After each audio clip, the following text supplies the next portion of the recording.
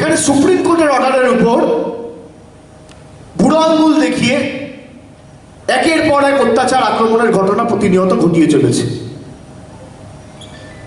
পুলিশের সামনে হচ্ছে, পুলিশ নীরব দর্শক। আজকে আমার মিটিং করার কথা ছিল, মানে র্যালি করার কথা ছিল, মিছিল। কালকে 12:37 আমি মেসেজ পেয়েছি এখানকার এসডিপিও চিঠি করে লিখিতভাবে জানিয়েছে আমাদের কনভেনার সুবল ভৌমিককে যে আইন শৃঙ্খলার কারণে পলিটিক্যাল টেনশন, তার মানে মানছেন তো আইন শৃঙ্খলার অবনতি হয়েছে, পাচ্ছেন না তো, তাহলে করোনা করেন কেন? আইন শৃঙ্খলা এবং পলিটিক্যাল টেনশনের কারণে আমরা র্যালির পারমিশন বা অনুমতি দিতে পারবো না। কে করেছে পলিটিক্যাল টেনশন? তৃণমূলের কটা লোক উপদ্রব করেছে, মাথা পেতে মার খেয়েছে আগরতলাবাসীর জন্য। রক্তাক্ত হয়ে আজকে কেউ বাড়িতে, কেউ হাসপাতালের শয্যায়, কেউ কলকাতায় মৃত্যুর সাথে লড়াই করছে, খালি আপনাদের স্বার্থে। তৃণমূল কংগ্রেস আপনাদের উপর যে আঘাতগুলো আসছে সেগুলো নিজের মাথা পেতে নিয়েছে। আমি আবার আগরতলাবাসীকে হাত জোড় করে অনুরোধ করব যে আপনারা মাথা উঁচু করে দাঁড়ান। আপনারা বিপ্লব দেব বা একটা রাজনৈতিক দলের তল্পি বাহক নয়। গণতান্ত্রিক দেশ, গণতান্ত্রিক সমাজ, সেখানে সাধারণ মানুষই গণদেবতা। সাধারণ মানুষ চাইলে কাউকে ক্ষমতায় বসাতে পারে, আর সাধারণ মানুষ যদি চায় নিমেষের মধ্যে তাকে উৎখাত করে ক্ষমতা থেকে তাড়াতেও পারে। আপনাদেরকে যারা আজকে তল্পি বাহক করে রেখেছে যে যা ইচ্ছা তাই করব, এই মানসিকতার ঊর্ধ্বে উঠে প্রতিরোধের রাস্তা আমাদের বেছে নিতে হবে। গণতন্ত্রের নামে, নির্বাচনের নামে প্রহসন চলছে রাজ্যে। তৃণমূল কংগ্রেস এ চলতে দেবে না। বিপ্লব দেবের যত গায়ের জোর আছে শক্তি প্রয়োগ করুক, যত গায়ের জোর আছে। আপনার সেন্ট্রাল গভর্নমেন্ট আছে, স্টেট গভর্নমেন্ট আছে, স্টেট পুলিশ আছে, ইডি আছে, সিবিআই আছে, ইনকাম ট্যাক্স আছে, প্যারামিলিটারি ফোর্স আছে, ইলেকশন কমিশন আছে, যত গায়ের জোর আপনি প্রয়োগ করুন। আপনাকে হারাতে এসেছি, ত্রিপুরার মানুষের হাতে ত্রিপুরার স্বাধীনতা তুলে দিতে এসেছি। হয় মরবো নইলে বাঁচবো। রাজনৈতিকভাবে লড়াই করে জিতে রাজ্য ছাড়বো, 1 ইঞ্চি জমি আমরা ছাড়বো না, জেনে রাখুন। কংগ্রেস, সিপিএম, তৃণমূলের মধ্যে এটাই পার্থক্য। আপনি চেষ্টা করুন না। আমাদের কত কর্মীকে কেস দিয়েছে, কখনো আমবাসায় ডেকেছেন, কখনো আগরতলায় ডাকছেন, কখনো খোয়াই ডাকছেন, কখনো গোমতীতে ডাকছেন। কি হয়েছে? কাঁচকলা। মমতা বন্দ্যোপাধ্যায়ের ইতিহাসটা খুলে দেখুন, উপর থেকে নিচ অব্দি মহিলাটার শরীরে কোনো জায়গা নেই যেখানে সিপিএম মারেনি, কোনো বাকি নেই জায়গা। গত নির্বাচনেও আপনার দলও চেষ্টা করেছিল পা ভেঙে বাড়িতে গ্যারেজ করে বসিয়ে রাখতে, ভাঙা পায়ে বাংলা ছাড়া করেছে। আর আমরা যখন ঢুকেছি, আপনি শুনে রাখুন, আপনাকে আপনার জায়গা দেখিয়ে ছাড়বো। আপনার যা জেদ তার 10 গুণ জেদ বেশি আমাদের। আপনি কি ভাবছেন দুটো কেস দিয়ে কাউকে ডেকে পাঠাবেন? আচ্ছা, ডেকে পাঠিয়ে আবার বলছে চুপচাপ বসে যাও, তাহলে আর ডাকবো না। কি কি ঘটনা ঘটেছে, কি কি না ঘটেছে এই কদিনে সব ছবি রেকর্ডিং তুলে আমরা সুপ্রিম কোর্টে জমা দিয়েছি। আমাদের দৃঢ় বিশ্বাস, বিচার ব্যবস্থার উপর আমাদের আস্থা আছে এবং কোর্ট আগামী দিন নিশ্চিতভাবে মানুষের পক্ষে এবং গণতন্ত্রের পক্ষে রায় দেবে। কিন্তু দুর্ভাগ্যের বিষয় যে সুপ্রিম কোর্ট দেশের সবথেকে বড় আদালত, অ্যাপেক্স কোর্ট, সেই কোর্টের অর্ডারও এটা মেনে চলছে না। It is so unfortunate, and the party of goons have become so shameless that they have started to make supreme mockery of the Supreme Court. It is so unfortunate. We have full faith in the judiciary, and we will not leave any stone unturned to make sure that these issues are being taken into the cognizance of the highest apex court in the country, because the kind and level of violence that has been unleashed in the state, there can't be any indemnity for it. আমি আপনাদের সকলকে অনুরোধ করব, বিশেষ করে সংবাদ মাধ্যমের যারা আছেন, আপনারা নিজেরা দেখছেন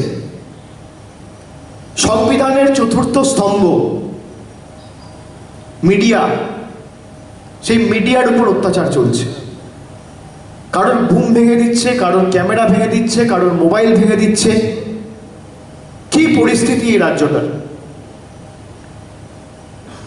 এই অন্ধকার থেকে যদি রাজ্যকে বের করে আনতে হয়, তাহলে এই ভাইরাসের একমাত্র ভ্যাকসিনের নাম হচ্ছে তৃণমূল কংগ্রেস এবং মমতা বন্দ্যোপাধ্যায়। আমি সেই কারণে আজকে আমি ত্রিপুরা এসেছিলাম সভা করতে। আমাকে সভা করতে দেওয়া হয়নি। আমাদের নেতৃত্বরা ওরিয়েন্ট চৌমোহনীতে একটি পথসভা করেছেন, এবং আমি শুনছিলাম যেভাবে মানুষ স্বতঃস্ফূর্তভাবে রাস্তায় বেরিয়ে আসছে এবং তাদের ভালোবাসা আমাদের আবদ্ধ করেছে। আমরা ত্রিপুরাবাসীর কাছে চিরকৃতজ্ঞ।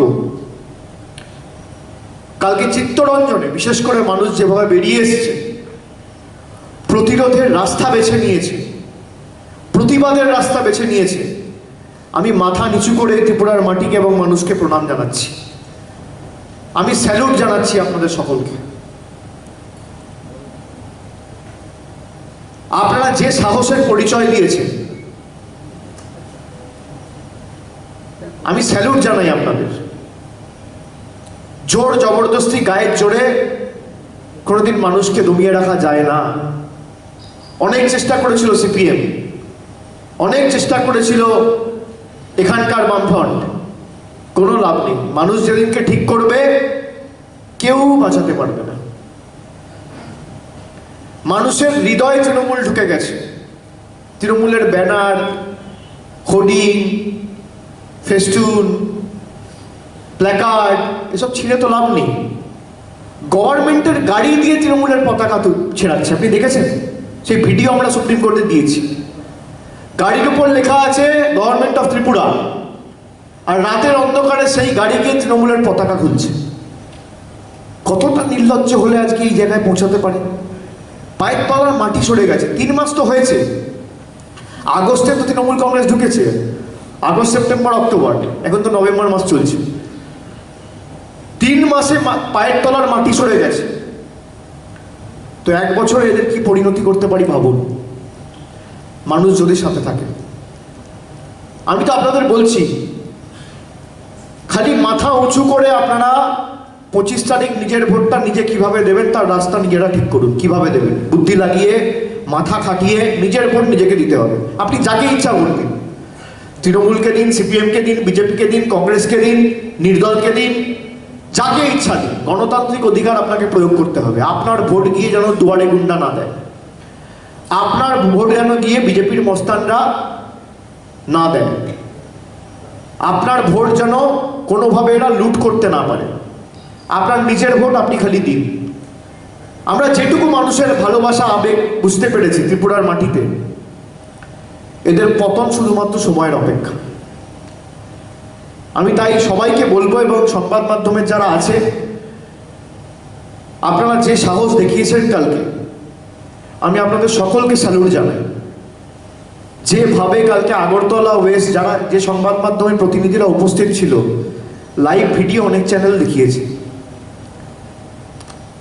যে বুম ধরে কথা বলতে বলতে যেভাবে একটা মব লাঠি সোটা নিয়ে তেড়ে এলো, এবং তারপরও আপনারা জায়গা ছেড়ে যাননি।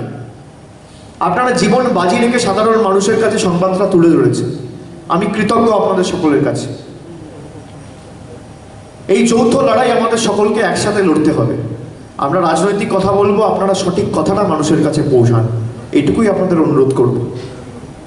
সঠিক তথ্য মানুষের কাছে পৌঁছান, সঠিক বিষয়টা মানুষের জ্ঞাতার্থে আনুন, তারপর মানুষ ঠিক করুক মানুষ কাকে গ্রহণ করবে, কাকে বর্জন করবে। গণতন্ত্রে মানুষই শেষ কথা। আমি সেই কারণে আপনার সকলকে ধন্যবাদ জানাবো, এবং এখানে যারা আছে কারোর যদি স্পেসিফিক কোনো প্রশ্ন থাকে আপনারা জিজ্ঞেস করতে পারেন, আমি একে একে উত্তর দেবো। কি ক্রিমিনাল ইন্টিমিডেশন বলতে পারছে না, ফলস মামলায় ইমপ্লিকেট করা হচ্ছে। একটা মহিলাকে কেন গাড়ি থেকে বসে সে একটা স্লোগান দিয়েছে, বলেছে খেলা হবে। তাহলে খেলা হবে তো ভারতের প্রধানমন্ত্রী বলেছে, স্বরাষ্ট্রমন্ত্রী বলেছে, কে বলেন?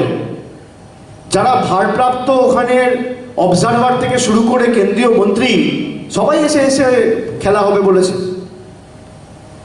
এমনকি যেভাবে মমতা বন্দ্যোপাধ্যায়কে কুরুচিকরভাবে ব্যঙ্গ করেছে ভারতবর্ষের প্রধানমন্ত্রী, দিদি ও দিদি বলে, সেটা ক্রিমিনাল ইন্টিমিডেশন না? ভারতবর্ষের আইন এখন বিজেপির নেতাদের জন্য একরকম আর অন্যান্য দেশবাসীর জন্য একরকম হয়ে গেছে।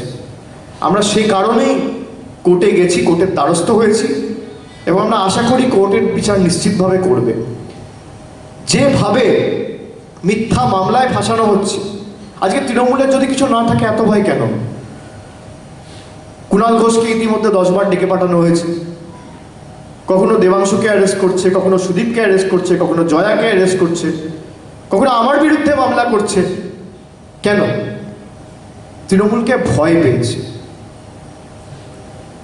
পিপিলিকার পাখা গজায় মরিবার তরে, বিজেপি ভয় পেয়েছে, আর বিজেপির শেষের শুরু হয়ে গেছে। সেই কারণে একটা মহিলাকে আজকে ফলস কেসে ইমপ্লিকেট করা হচ্ছে, এবং আমরা আশা করব কোর্টের বিচার করবে। না, আপনি মানুষের গণতান্ত্রিক অধিকার হরণ করে দেখুন।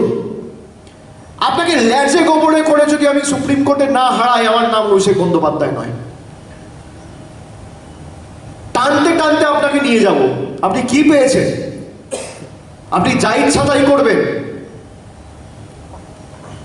কালকে সায়নী ঘোষকে অ্যারেস্ট করেছে কেন? রাস্তায় যেতে যেতে বলেছে খেলা হবে। আরে আপনার প্রধানমন্ত্রী বাংলায় এসে খেলা হবে বলেছে। আমার প্রধানমন্ত্রী, আপনারও প্রধানমন্ত্রী, আমারও প্রধানমন্ত্রী, কিন্তু আপনার নেতা আমার নেতা না। দেশের স্বরাষ্ট্রমন্ত্রী বাংলায় এসে খেলা হবে বলেছে। বিজেপির যত বহিরাগত নেতা, মধ্যপ্রদেশ, গুজরাট, সব বাংলায় এসছে, আর কি বলেছে? খেলা হবে। তাহলে তাদের গ্রেপ্তার করা হবে না কেন? বাংলার বিজেপির তৎকালীন রাজ্য সভাপতি দিলীপ ঘোষ বক্তব্য রাখতো, আর কি বলতো? মেরে দেবো, পুঁতে দেবো। মমতা ব্যানার্জির উদারতা না, ছেড়ে রেখেছে। আমাদের সৌজন্যতা আমাদের দুর্বলতা নয়, কিন্তু আমরা অহিংসার রাজনীতিতে বিশ্বাস করি, আমরা শান্তির রাজনীতিতে বিশ্বাস করি। আমি আপনাদের মাধ্যমে যারা দেখছি, আমি সকলকে অনুরোধ করব, যে পথে বিজেপি হাঁটছে আমরা সে পথে হাঁটবো না। তাহলে আমাদের আর তাদের মধ্যে পার্থক্য কি? উত্তম নিশ্চিন্তে চলে অধমের সাথে, তিনি মধ্যম যিনি চলেন তফাতে। আমাদের আর ওদের মধ্যে তো একটা বেসিক পার্থক্য রয়েছে। মমতা বন্দ্যোপাধ্যায়ের গণ আন্দোলন রয়েছে, এই দলের কি গণ আন্দোলন? একটা ধর্মের ধারক আর বাহক বলে যারা নিজেদেরকে দাবি করে, কি করেছে ধর্মের জন্য? কথায় কথায় সংকীর্ণ ধর্মীয় মেরুকরণের মধ্যে সারা জীবন থেকে গেল, এর বাইরে আর বেরোতে পারল না। মানুষ নির্বাচিত করে কোথায় রাস্তা হবে, কোথায় জল হবে, কোথায় শিল্প হবে, কোথায় কর্মসংস্থান হবে, এবং সোশ্যাল ক্যাটেগরি যারা আছে, এসসি, এসটি, ওবিসি, তারা কি উন্নয়নমূলক পরিষেবা পাবে? পিছিয়ে পড়া, বঞ্চিত, নিপীড়িত যারা, তাদের জন্য আপনি কি করেছেন 3 বছরে? কেন্দ্র সরকার আপনার, অজুহাত দিতে পারবেন না। রাজ্য সরকার আপনার, অজুহাত দিতে পারবেন না। কর্পোরেশন আপনার, অজুহাত দিতে পারবেন না। আর আপনি দেখুন, এই আগরতলাকে কলকাতার সাথে যদি আমি তুলনা করি, যদিও কলকাতা অনেক বড় শহর, কিন্তু বাংলায় যদি হয়, কলকাতায় যদি হয়, কেন ত্রিপুরার মানুষ বঞ্চিত থাকবে? কেন আগরতলার মানুষ বঞ্চিত থাকবে? আপনার যদি কাজ করার মানসিকতা থাকে আপনি করতে পারেন। আপনি যদি মনে করেন আমি এই কাজটি সম্পূর্ণ করব, আমি করতে পারি, কিন্তু আমি করব না।